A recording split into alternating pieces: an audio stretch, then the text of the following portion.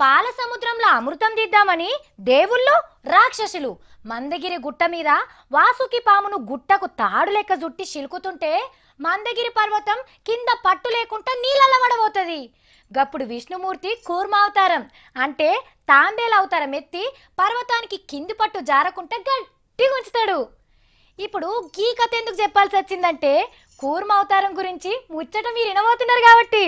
మన CM sir నజర్ వడంగానే చూడుండ్రి యాదగిరి గుట్ట ఆలతూ ఎట్లా మారుతున్నదో. గుట్ట చుట్టూ గుండ్లు బొండ్లు వీకేసి కూర్మ అవతారంలో కొండను తయారు చేయబోతున్నారు.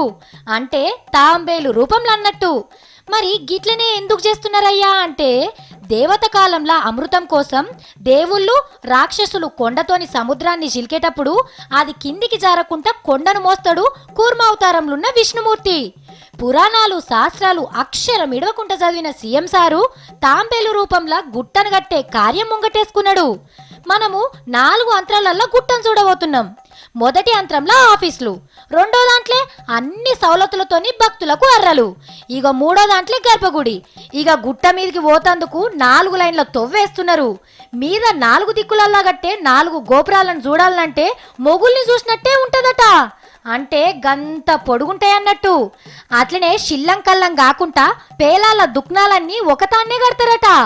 ఇదివరకే గాలి మోటార్ల గుట్ట చుట్టూ 4 రౌండ్లేసొచ్చి ఎక్కడెక్కడ ఏం కట్టాలో చెప్పొచ్చిండు కేసీఆర్ సారు.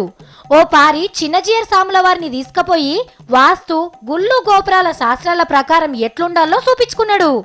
ఇక 2-3 ఏళ్ళైతే గుట్టను గుర్తుపట్టుడే కష్టం. కాబట్టి చూసినోళ్ళు చూడనోళ్ళు మల్లో పరువయి గుట్ట ముంగట నిలబడి పోట్వలు దిగుండ్రి.